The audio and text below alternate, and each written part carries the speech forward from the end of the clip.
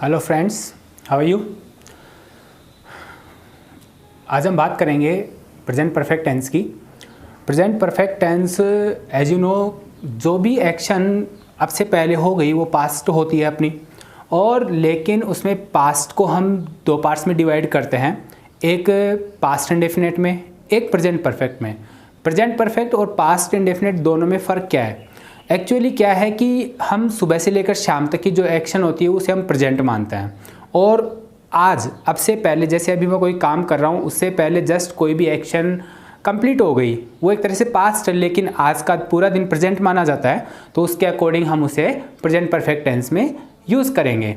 For example, यदि मैं ये कहूँ कि मैंने कल एक टॉपिक पढ़ाया था, एक लेटर पढ़ाया था, तो वो पास्ट है। लेकिन मैं यदि ये कहूँ कि मैंने एक लेटर पढ़ा दिया है, तो हम इसे, ये है तो पास्ट ही, लेकिन हम इसको क्या कहेंगे, प्रेजेंट परफेक्ट टेंस में यूज़ करेंगे। तो आज हम बात करते हैं प्रेजेंट परफेक्ट टेंस की। प्रेजेंट परफेक्ट टेंस को बिल्कुल ईजिली समझना है, और उसके लिए आपको आनी चाहिए मॉडल ऑक्सिलरी वर्ब और प्राइमरी ऑक्सिलरी वर्ब में डिफरेंस।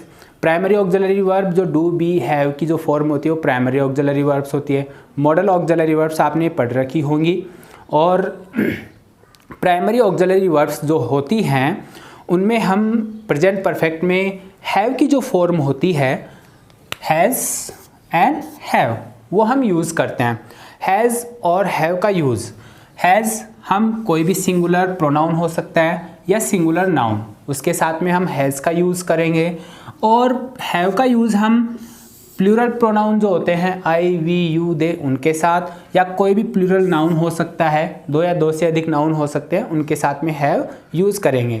और जो इसकी मेन एक्शन फॉर्म होती है, वर्ब होती है, उसकी हम थर्ड फॉर्म यूज़ करेंगे।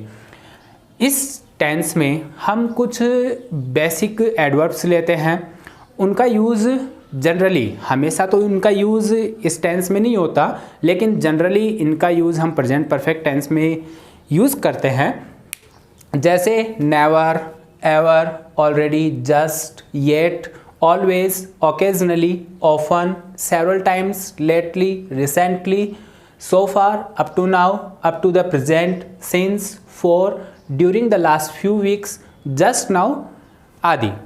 अब यहाँ पर since और for का यूज़ हम बेसिकली करते हैं परफेक्ट कॉन्टिन्यूस टेंस में, लेकिन हम परफेक्ट टेंस में भी इनका यूज़ करते हैं, वो हम आगे समझेंगे। तो हम कुछ स्ट्रक्चर्स लेते हैं प्रेजेंट परफेक्ट टेंस में। आपको अफर्मेटिव, निगेटिव, इंट्रोगेटिव और इंट्रोगेटिव निगेटिव का लगभग टोटल जितने भी टेंस के पार्ट्स हैं उनके सारे स्ट्रक्चर सेम होते हैं। तो फॉर एग्जांपल हम पहले लेते हैं अफर्मेटिव सेंटेंस का स्ट्रक्चर एक बार।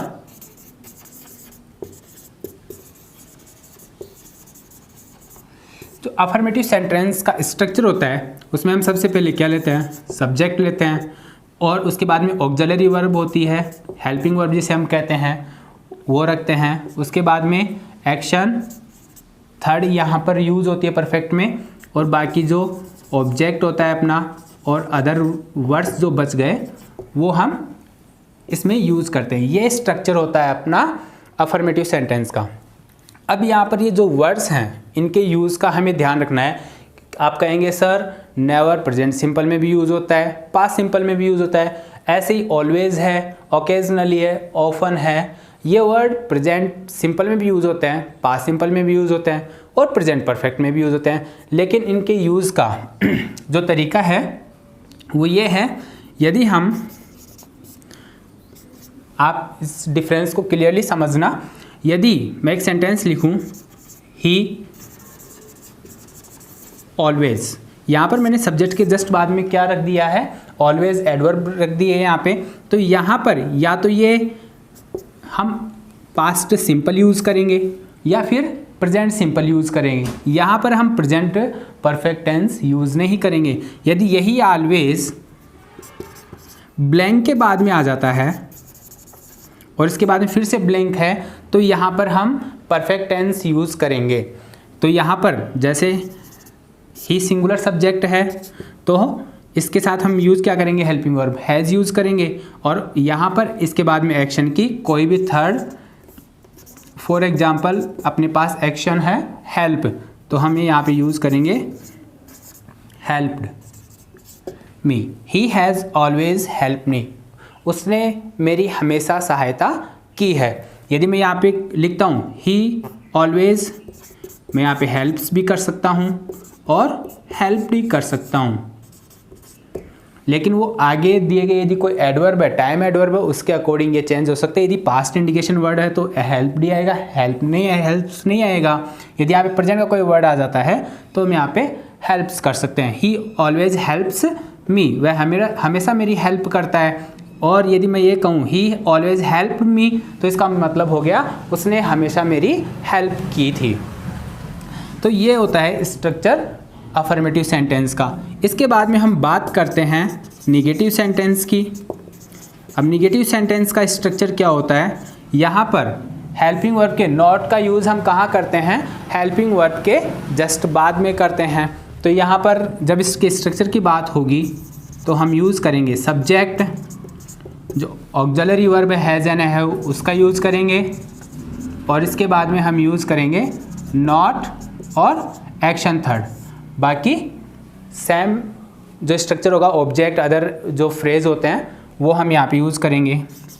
एग्जाम्पल देख लेते हैं। Mohit has not done his work yet, Mohit ने अभी अपना काम नहीं किया है। यहाँ पर हम हैज़ के बाद में क्या यूज़ कर रहे हैं, नॉट यूज़ कर रहे हैं, उसके बाद में हम V3 यूज़ कर रहे हैं, वर्ब की थर्ड फॉर्म। ऐसे ही दे हैव नॉट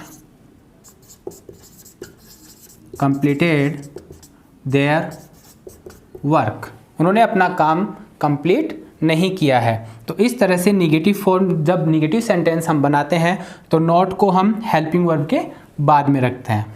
इसके बाद में हम बात करते हैं इंट्रोगेटिव सेंटेंस की।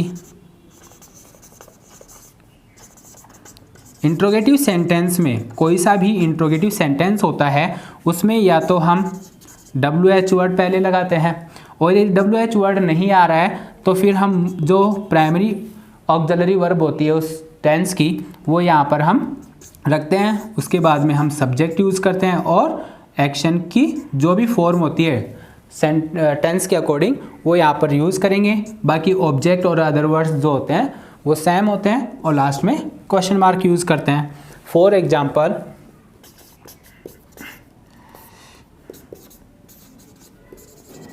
How have you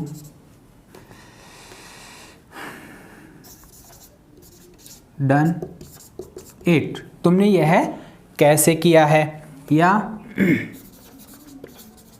when has she come here, वह यहाँ कब आई है या कितने टाइम पर आई, कौन से समय पर आई है।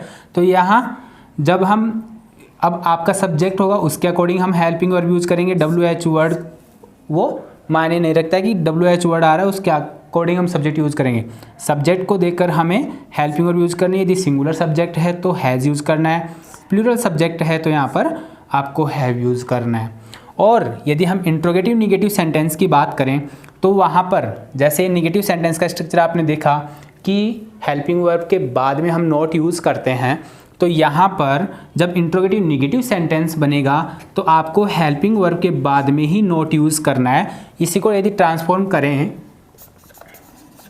How have you not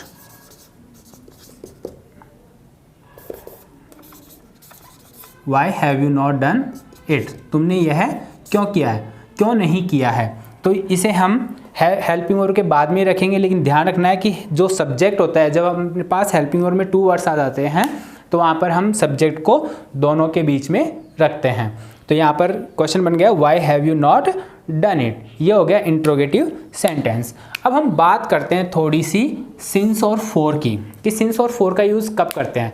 since और फॉर का यूज़ हम बेसिकली परफेक्ट कॉन्टिन्यूअस टेंस में करते हैं, और वहाँ पर सिंस का यूज़ जो पॉइंट ऑफ टाइम होता है, बिल्कुल फिक्स टाइम होता है किसी भी इंसिडेंट का, तो उससे पहले हम सिंस का यूज़ करते हैं। फॉर का यूज़ होता है पीरियड ऑफ टाइम से पहले, कि जो अनिश्चित समय अवधि होती है उससे पहले हम फॉर का यूज़ करेंगे।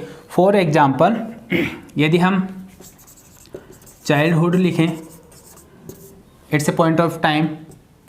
इफ़ आई से 2 years, which 2 years, I don't know, तो यहाँ पर हम यूज़ करेंगे फॉर का। तो पॉइंट ऑफ टाइम और पीरियड ऑफ टाइम का हमें ध्यान रखना है। पॉइंट ऑफ टाइम से पहले सिंस का यूज़ होता है और पीरियड ऑफ टाइम से पहले फॉर का यूज़ होता है। अब यहाँ पर मैंने कुछ मेंटल एक्टिविटीज़ वाली वर्ड्स लिखी हैं, इनका यूज़ हम कॉन्टिन्यूअस में नहीं करते हैं, या तो इनका यूज़ हम सिंपल में करते हैं, सिंपल टेंस में करते हैं, या परफेक्ट टेंस में करते हैं। लेकिन इनका यूज़ यदि हम किसी परफेक्ट कॉन्टिन्यूअस में या कॉन्टिन्यूअस में करते हैं तो इनका मीन चेंज हो जाता है। वहाँ पर इनका जो मीन हम बेसिकली लेते हैं वो मीन नहीं रहता, फिर इसका मीन चेंज हो जाता है। फॉर एग्जाम्पल, यदि मैं यहाँ पे हियर लूँ, तो यहाँ पर यदि मैं ये कहूँ कि आई एम हियरिंग, तो इसका मतलब मैं कुछ गाने नहीं सुन रहा, किसी की बात नहीं सुन रहा हूँ, इसका मतलब है मैं कोर्ट में किसी केस की सुनवाई कर रहा हूँ। तो ऐसे बहुत सारी ये वर्ड्स हैं, जैसे नोटिस है, रिकॉग्नाइज है, see, hear, smell, appear, look, seem, want, wish, desire, feel, like, love, hate, और भी बहुत सारी हैं जिनका यूज़ हम कॉन्टिन्यूस में या परफेक्ट कॉन्टिन्यूस में नहीं करते हैं। यदि आपके पास सिंस फॉर प्लस टाइम के साथ में ये वर्ब आती है तो इनको परफेक्ट में यूज़ करें, और यदि कॉन्टिन्यूस टेंस की कोई टाइम एडवर्ब आती है तो इनको आप सिंपल में यूज़ करें। Thank you.